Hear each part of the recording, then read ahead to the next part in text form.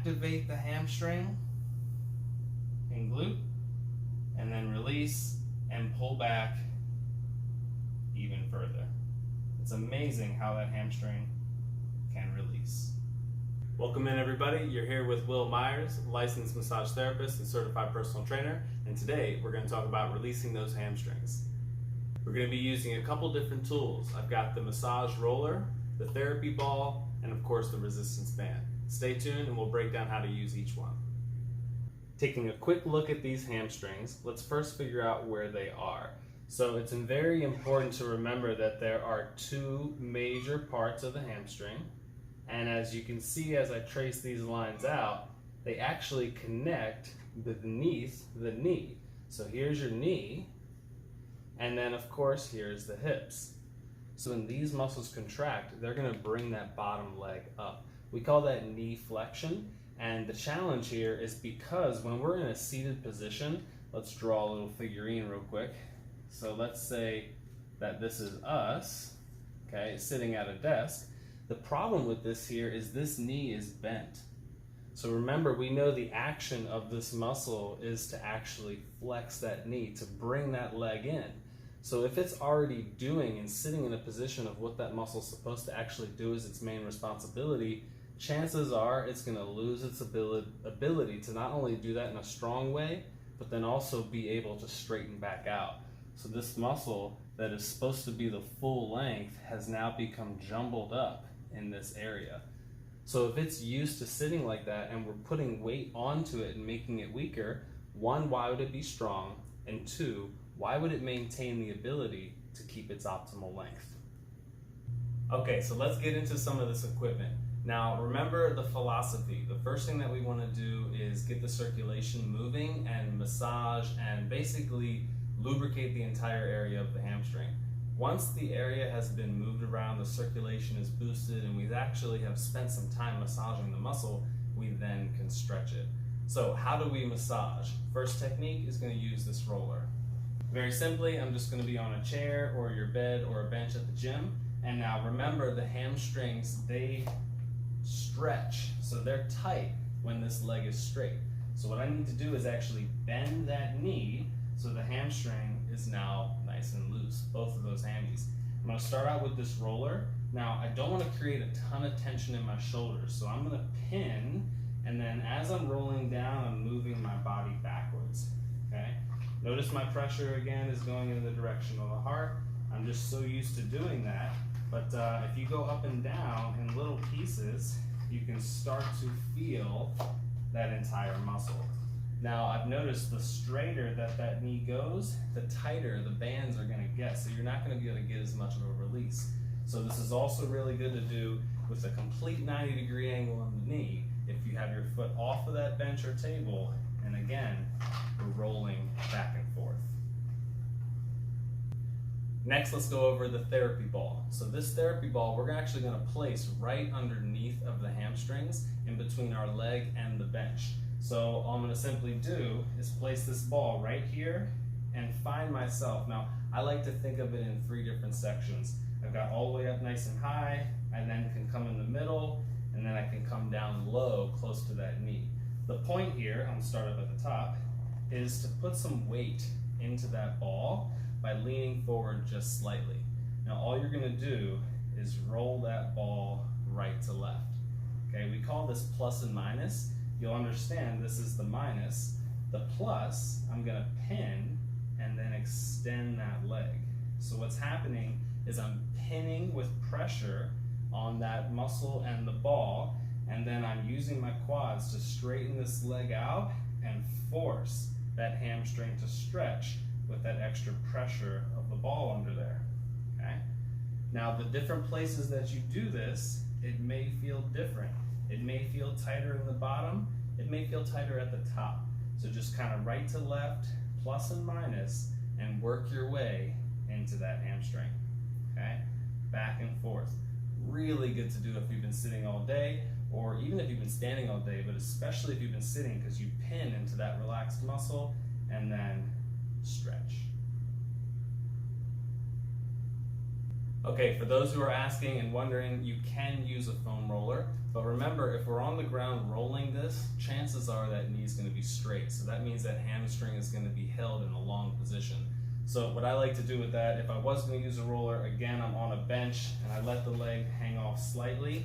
And again, I'm just finding that pressure, leaning my body into it, and it's the same movement, pin and stretch, and really flex out that quad. If you wanted to, you could just hold and put some weight on there for a couple seconds, and maybe right to left, and then again, we can get some forward and back in the knee.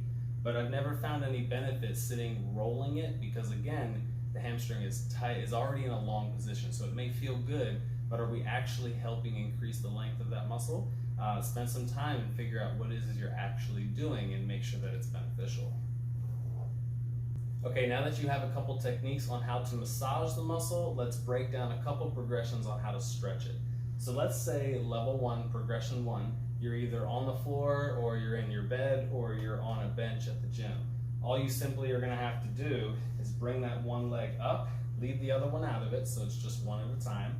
And you want to focus on pulling those toes back to you. Really make sure that they aren't just pointed forward, because we also want to spend some time stretching out the calves. So pull those toes back, and then all you're going to do is take a deep breath in and slowly walk those hands down. Find out where it's comfortable. Now, it may be hard to get all the way down to there. You may find yourself leaning in this position and you immediately feel that stretch. That's completely fine. Take a couple deep breaths in this position and just hold that stretch. What I like to do to kind of get a little forward further is to point those toes forward, lean down some more, and when you're in that position, secure your hands and then pull those toes back. That's going to automatically ignite that stretch in that gastrocnemius, and you're going to feel that stretch go from the heel all the way up into the hips. One of the ways that we can use the resistance band already comes in here. So if you can't reach to that foot, you can place a resistance band, towel, or a sheet around the feet. Now, we're not locked up on those toes. We're actually coming down just above the middle of your foot so you can get a good grip. From here, keep your back nice and straight, and then you're just going to use those arms to slowly pull yourself forward, okay? You don't have to really yank it all, because you're going to feel that fire immediately. My recommendation to you is to take it down to that point, take a couple deep breaths. At a certain point in time, there's something called your Golgi tendon that is going to send a message to your brain and say, you know what, I'm not being ripped apart. You can relax and I can go a little bit further. Sometimes we get an inch, sometimes we can go a little bit further, but you wait until you feel that response and then you get a little bit further in your stretch. Let's progress this just a little bit more. So now I'm going to be on the edge of a chair or your bed or a seat, and I'm in a strong seated position, okay? I'm going to take my one leg, straighten that out, and tap that heel onto the ground. Make sure that you're pulling your toes back to you as much as you can. From here, we have those arms out in front of the body. I want you to try to keep your back nice and straight as you hinge at the waist and reach, leaning as much as you can. You almost instantaneously will feel a stretch in the bottom of that hamstring.